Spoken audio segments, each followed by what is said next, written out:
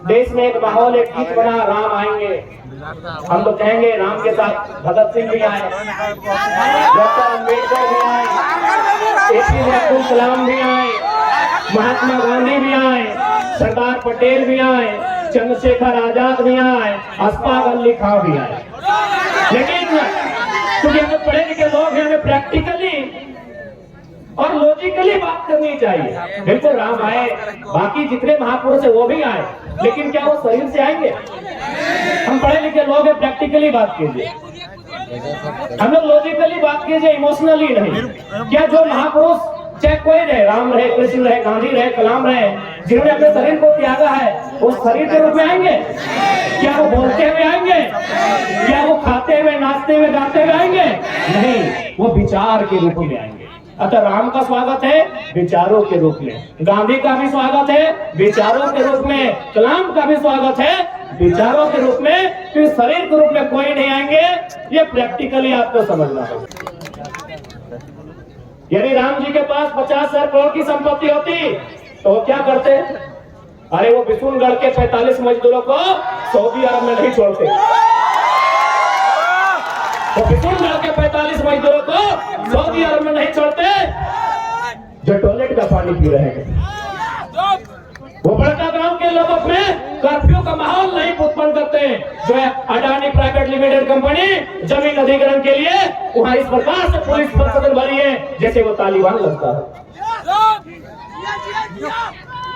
और कल ये सब आएंगे और ये भावनाओं के नाम पर, आस्थाओं के नाम पर मत लेने का काम करेंगे। तो क्या राम का चित्र ऐसा ही था जैसा जयंत सिन्हा का है?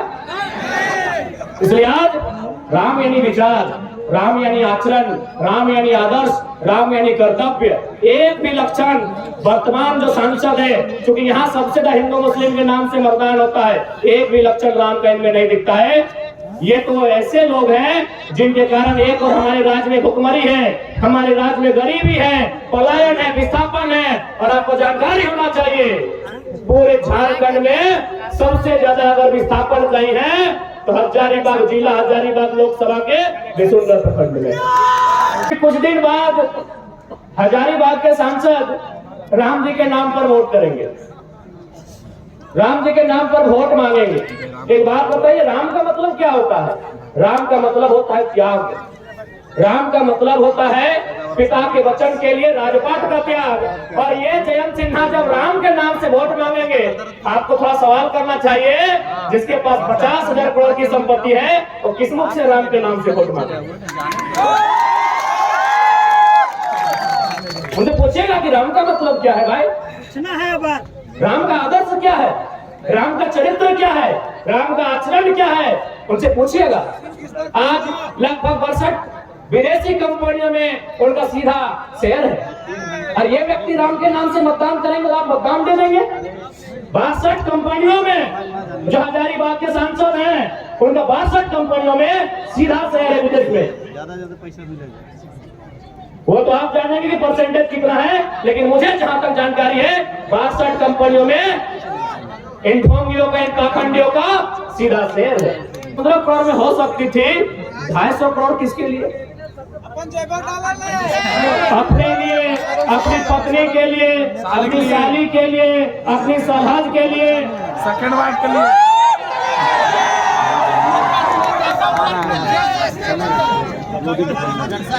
बाकी हमें बताने की आवश्यकता नहीं है कैसे दुराचारी लोग हैं।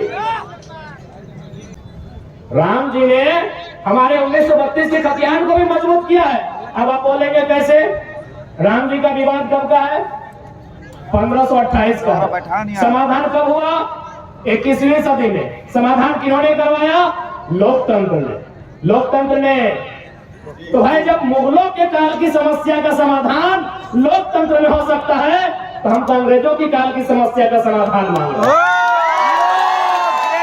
हैं। अंग्रेजों की काल की समस्या का समाधान मांग रहे हैं। तो राम जी ने तो तमाम विस्थापितों को मजबूती दिया है, तमाम विस्थापितों को, जिनका जमीन 50 साल पहले टाटा ने लिया है, डीवीसी ने लिया है, वेदांता ने लिया है, CCL ने लिया है, BCCL ने लिया है, ECL ने लिया है, HEC ने लिया है, हिंडाल्को ने लिया है, मगध आम्रपाली MTPC ने लिया है, 50 साल पहले लिया है। जब राम जी की समस्या का समाधान 500 साल बाद, यही लोकतंत्र का बुनियादी यही लोग हैं कि जब लोकसभा का चुनाव होगा, जब एक तरफ नरेंद्र मोदी की प्रचार होगी, एक तरफ राहुल गांधी का रैलियां होंगी, एक तरफ हमारे हेमंत बाबू, बाबूलाल जी, सुरेश जी की रैलियां होंगी, हमारे कार्यकर्ता निराश हो जाएंगे।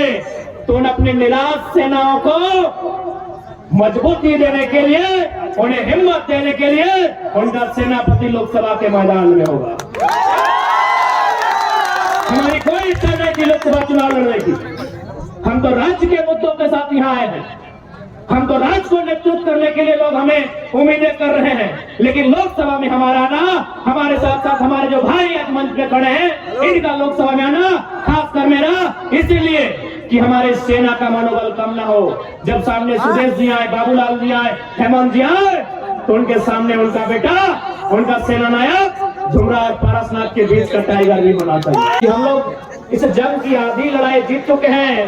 बस मतदान जब करेंगे तो पूरी लड़ाई जीत जाएंगे।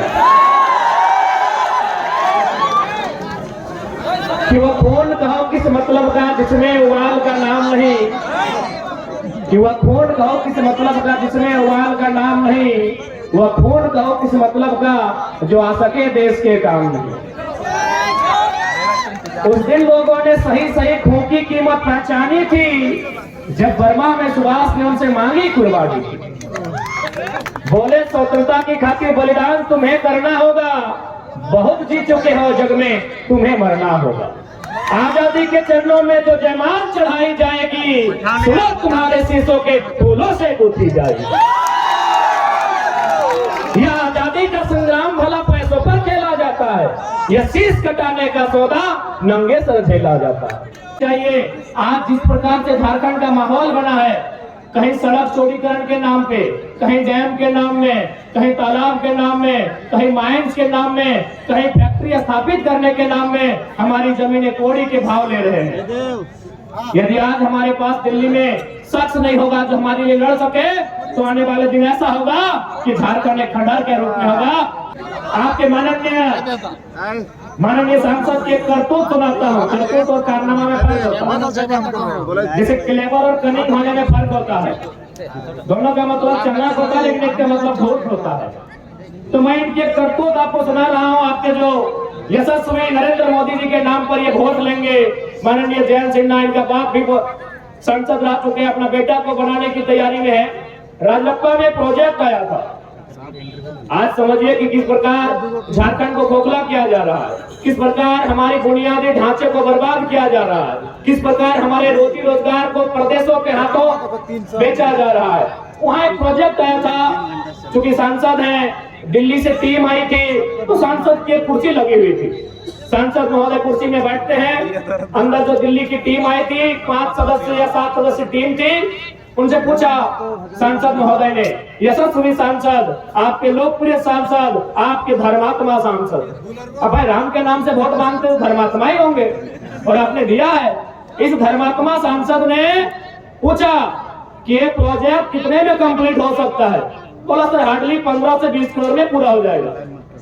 इस धर्मात्मा, आपके लिए धर्मात्मा, हमारे लिए कहीं ना कहीं ये मानव के रूप में छुपे दानव है। इसने कहा इसको 250 कमिश्नर का मतलब क्या होता है?